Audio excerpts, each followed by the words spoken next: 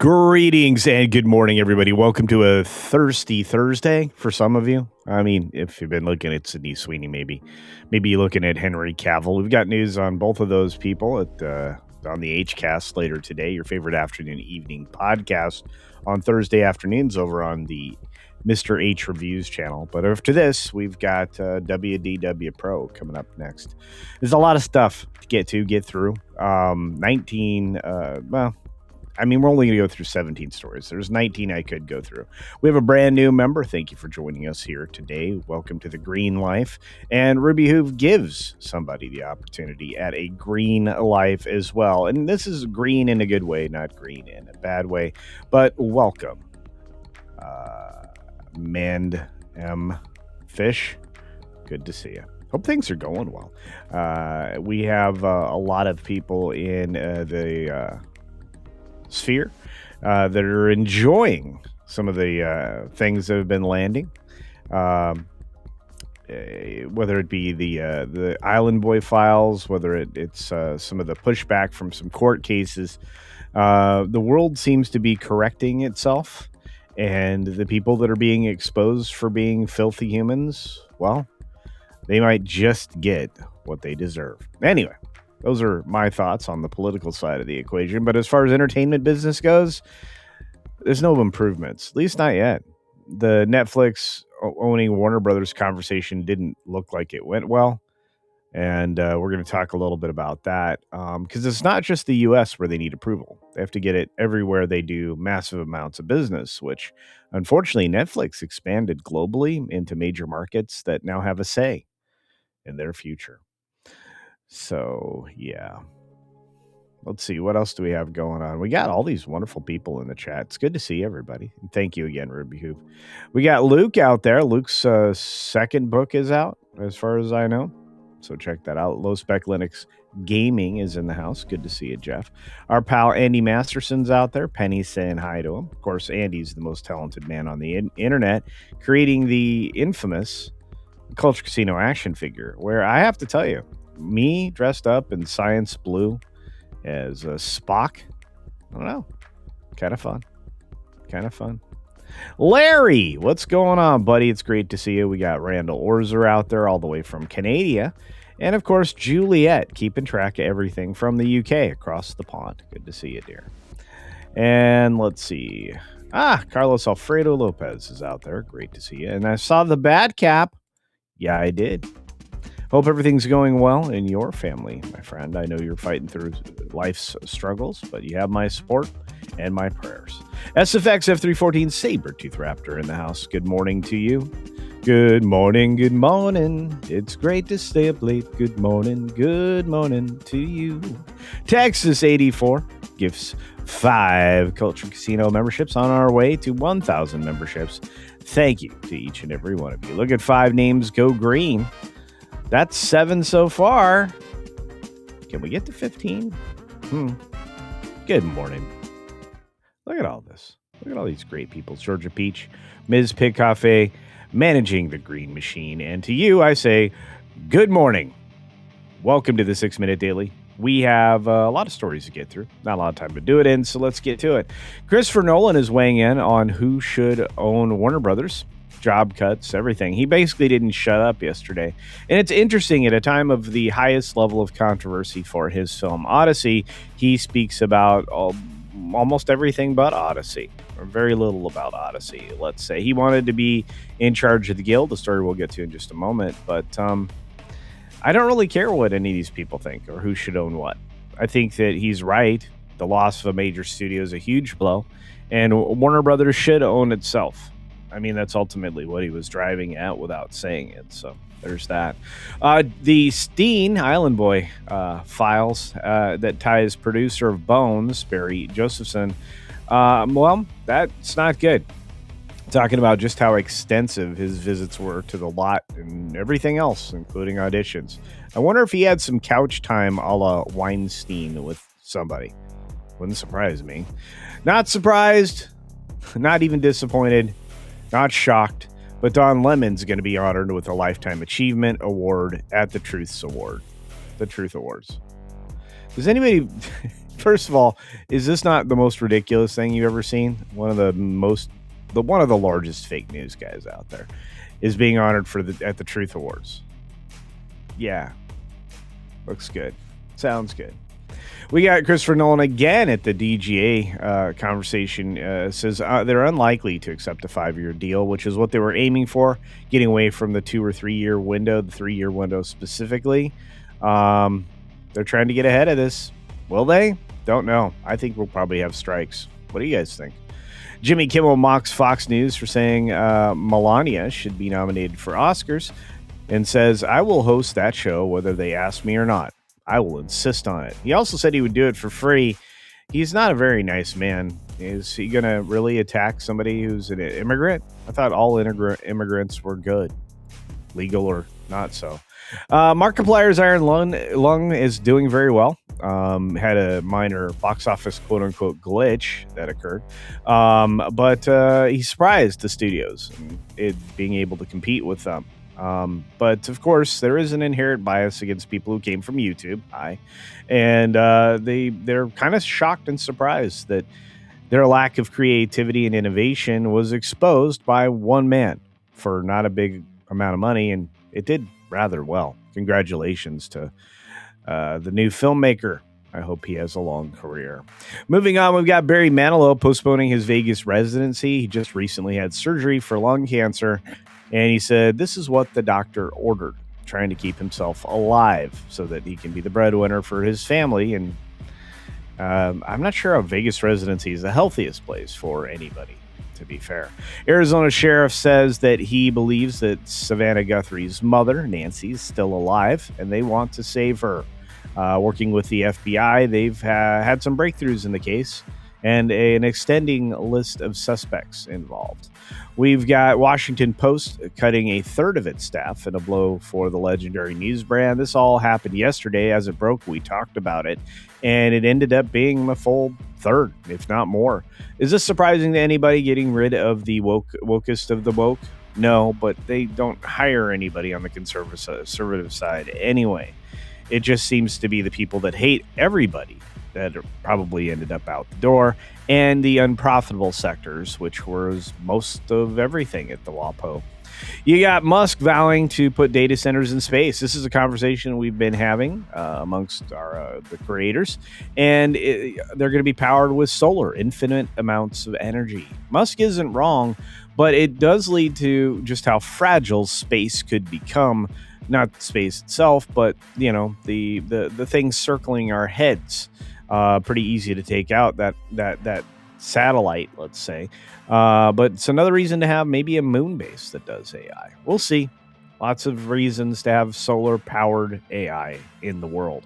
Google's quarterly results paint a picture of success. The internet powerhouse getting stronger in the age of AI and, well, censoring YouTubers.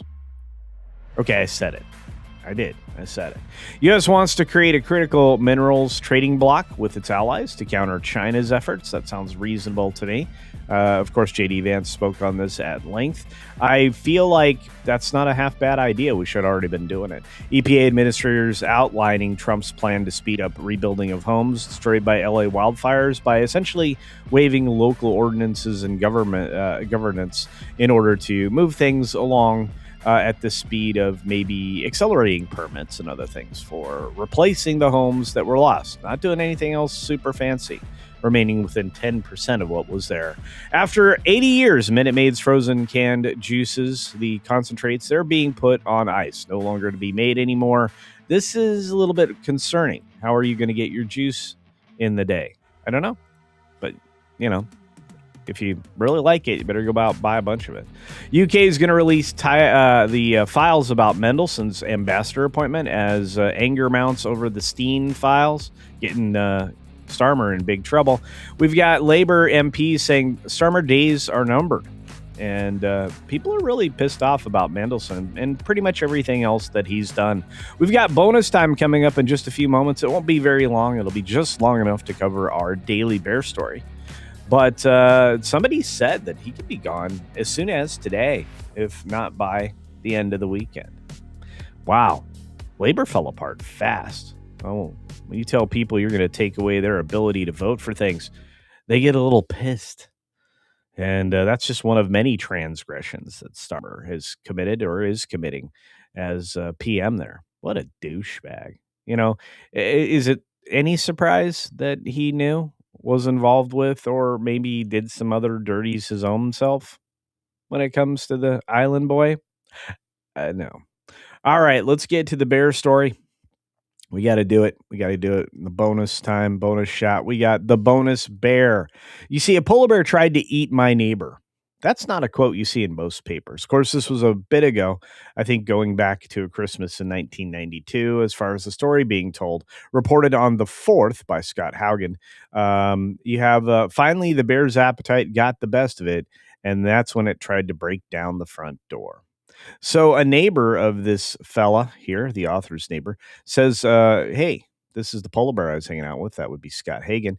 That was shot and killed. Now the gunshot rang out from next door. My wife Tiffany and I paused in the middle of their Christmas dinner. Seconds later, the phone call broke the silence. I just shot a polar bear that's been trying to get into our house," said the village reverend. "I can't get out the door because the bear broke it. Can you help?" It was 1992 in a remote village of Point Lay, Alaska.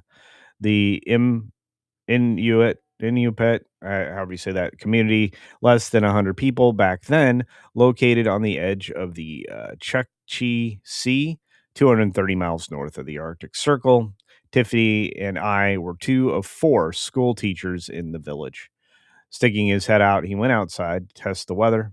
It hung at 30 degrees below zero, so it's quite warm and balmy. So they basically got dressed, um, and walked over there and helped remove a dead bear. Uh, of course, his wife told him to be careful, but this is something that, believe it or not, happened fairly regularly up there. And then we settled more and more of Alaska and other places. But just interesting story. I thought you guys would like to be have that shared. Um, Wild stuff though. Wild stuff. Anyway, that's today's bear story and today's bonus. We've got a lot of shows coming up here today. A lot of places to go. A lot of things to see. Um, I'm not certain. Wow. Okay. Apparently, I'm not doing well with the YouTube side of things. I'm going to double check, make sure I didn't miss anybody's wonderful anniversary or any of the other things that happened while we were traversing the news. I want to say thank you to those of you who are brand new to the channel, and for those of you who are brand new members. You mean the world to me. And as we continue to grow and get closer to that 50K goal, um, you have my heartfelt thanks. We do a daily podcast here for 6 minutes plus every single day, Monday through Friday. And then we do videos as many days as I can possibly manage them. And again, it's all for you. So, coming up next, definitely as part of today's stories, are going to be WDW Pro. Uh, Perhaps the M4 Empire, I think. Maybe you'll join us at the HCast, your favorite afternoon, evening podcast. At least I hope you do. And then, of course, there's more evening stuff like Comics Division. And we've got, I think, more pro later today. So let's see. Let me get you to the right spot, the redirect that's going to the right place. And let's see, WDW Pro coming up in 1 hour. So that's where I'm sending you next. If there's something in betwixt, you're welcome to redirect yourself to that.